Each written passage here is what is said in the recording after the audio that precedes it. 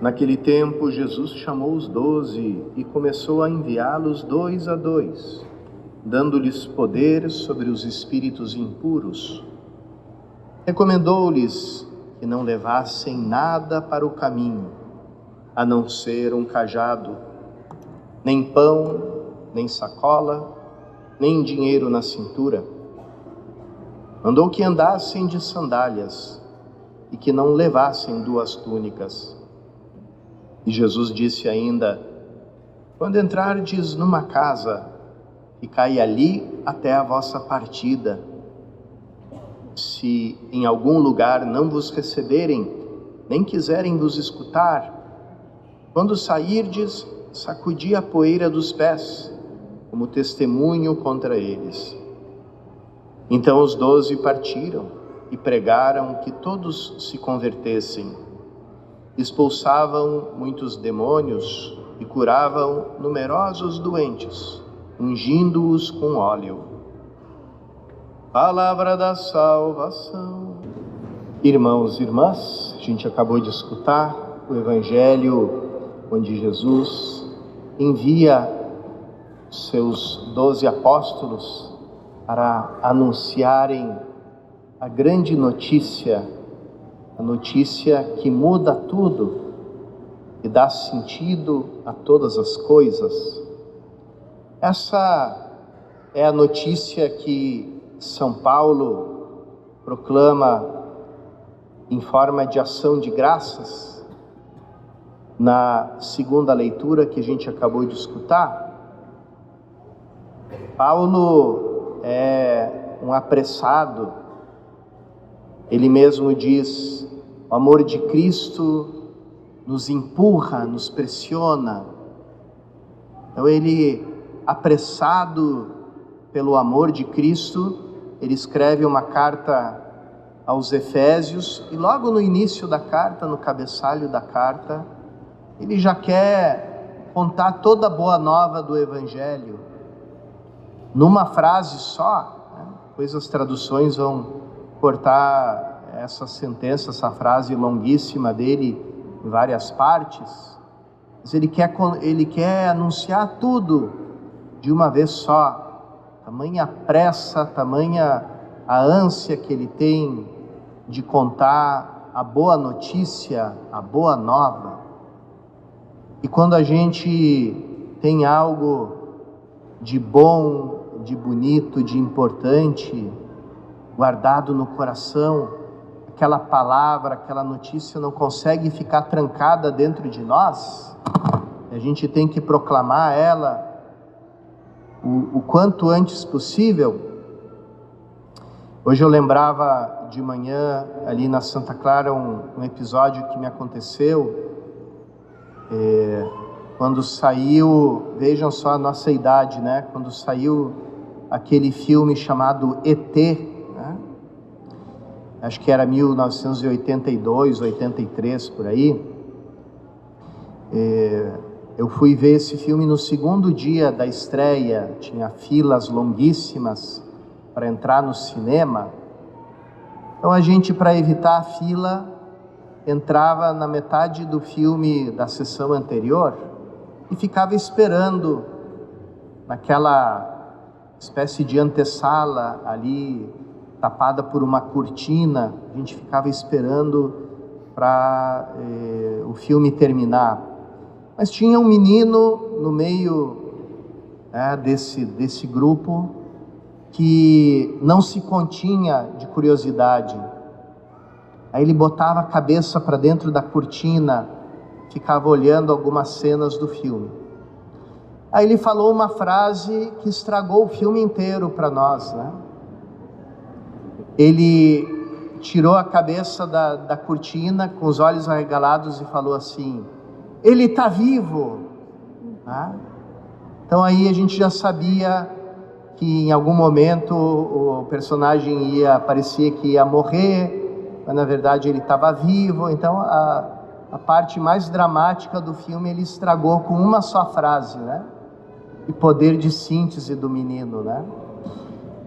Então é tão interessante isso que me ficou guardado, né? Claro que na hora eu queria enforcar o menino, né?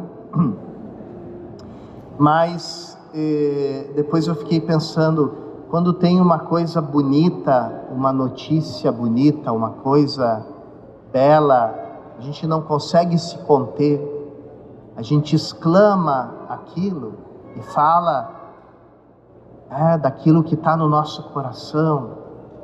Essa pressa que a gente encontra em Maria quando vai visitar a sua parenta Isabel, ficou sabendo da boa notícia. Isabel estava grávida, ficou sabendo da boa notícia que ela ia ser mãe do Salvador, não se conteve, conta o Evangelho de Lucas, saiu apressada, se dirigiu apressadamente, aquela pressa da alegria. E é com essa pressa, com essa alegria que os discípulos são enviados para contar para o mundo inteiro do reino de Deus que chegou até nós. É interessante que Jesus, quando envia os discípulos, é claro que ele não envia eles ensinando aquilo que depois São Paulo vai falar nas suas cartas.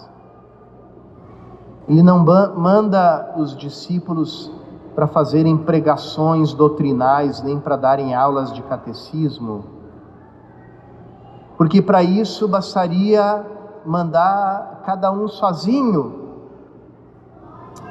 Pensem bem, se cada um fosse sozinho, poderiam visitar 12 cidades, mas Jesus manda eles de 2 em 2, então eles só vão poder visitar 6 cidades de cada vez.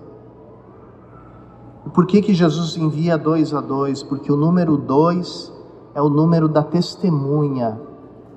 Para testemunhar um fato, um acontecimento, precisa no mínimo de 2 pessoas. Então eles não vão tanto para pregar como para testemunhar, para dizerem, nós somos testemunhas, né? Como diz uma pessoa que está contando um fato, sempre procura alguém que confirme, está aqui fulano que não me deixa mentir, né? Então esse que não te deixa mentir, que também junto contigo presenciou a mesma coisa. E é nessa qualidade de testemunhas que eles saem pelo mundo. Não saem tanto para falar de doutrinas, saem para realizarem o bem, para falarem com gestos que Cristo vem trazer a cura e a libertação para o ser humano. E Ele vem para dar um sentido para a nossa vida. Aqui a gente volta para São Paulo, né? O que São Paulo diz no início dessa carta aos Efésios? Que Cristo, a vinda de Cristo entre nós, faz parte do plano de Deus, desde o início da criação do universo. E quando Deus criou o universo, Ele pensou em cada um de nós. E também nos predestinou, né? Ou seja, teve um plano, traçou um plano para nós. E o plano era esse, que o seu Filho eterno, assumindo a nossa humanidade, participando em tudo da nossa vida e da nossa morte, entrasse numa comunhão profunda conosco, e dessa forma a gente pudesse também entrar numa profunda comunhão com Ele e nos tornarmos filhos adotivos.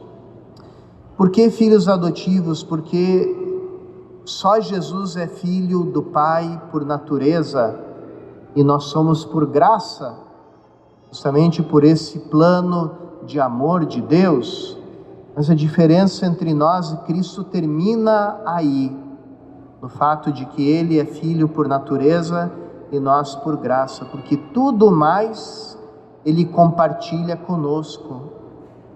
Tudo que é de Cristo passa a ser nosso. Como o antigo autor dizia, aquilo que é de Cristo é mais nosso do que aquilo que é de nós. E nos entrega tudo, nos entrega a sua vida divina. O mesmo Espírito Santo que fez com que Cristo assumisse a nossa natureza no seio da Virgem Maria, faz com que a gente participe da sua natureza divina pelo nosso batismo. Então, nós nos tornamos filhos no Filho e podemos dizer, como a gente diz no final da oração eucarística, por Cristo, com Cristo e em Cristo. Damos ao Pai, unidos no Espírito Santo, toda a honra e toda a glória. Isso, irmãos e irmãs, dá um sentido para o mundo, para o universo, para a nossa própria vida. Sem essa grande notícia da vinda de Cristo entre nós, da sua ressurreição, a nossa vida é uma existência sem sentido. É aquela vida, como diz São Pedro na sua primeira carta, a vida fútil herdada dos vossos pais. É aquela vida que faz o autor do Eclesiastes dizer: vaidade das vaidades, tudo é vaidade. No original do hebraico, tudo é névoa, tudo é neblina. A vida não tem consistência. Um filósofo atual, convertido à fé cristã, ele diz assim: o nosso mundo de hoje dá essas respostas para as perguntas mais importantes do ser humano. De onde eu vim? O mundo diz: você veio desse ancestral comum dos macacos? Quem sou eu? Você é uma pequena partícula de poeira perdida no meio do universo. Para onde eu vou? Você vai para o nada. Então, esse profundo vazio que dói, principalmente no coração dos jovens, que estão despertando para as perguntas importantes da vida, que elevam e lançam ao mundo uma pergunta sobre o sentido e são respondidos com esse silêncio do vácuo, do vazio, do absurdo da existência humana. Por isso, irmãos e irmãs, é tão bonita a notícia, e a gente, como aquele menino do cinema, não consegue guardar ela no coração. Ele está vivo, ele vive. Cristo ressuscitou, Cristo está vivo entre nós. E, portanto, nós não somos seres destinados à morte, ao absurdo, ao vazio, mas somos destinados à vida plena, à vida ressuscitada, à vida divina. E essa é a grande notícia. Como é que a gente anuncia ao mundo essa notícia? Da mesma forma que Jesus mandou os discípulos anunciarem, não com palavras, não com doutrinas, não com pregações. Como dizia nosso padroeiro São Francisco para os seus companheiros: vão ao mundo pregar o Evangelho e, se necessário, usem palavras, porque nem sempre é necessário e nem sempre o mundo quer ouvir palavras. O mundo está aberto não tanto a palavras, mas ao testemunho. E o testemunho é o testemunho da vida nova. Jesus envia os seus discípulos desprevenidos, desprotegidos. Não levem bolsa, não levem dinheiro, não levem 2 túnicas. Vão até os lugares desarmados, sem nada, sem nenhuma coisa a oferecer, a não ser o Evangelho de Jesus traduzido em atos de cura, atos de libertação do mal. Vamos pedir ao Senhor nessa Eucaristia que Ele nos dê essa força própria do missionário, para que a gente anuncie o seu Evangelho sem precisar usar palavras, com a nossa vida, vivendo como ressuscitados, vivendo plenamente essa vida divina que nasceu em nós no batismo e é alimentada em nós na Santa Eucaristia.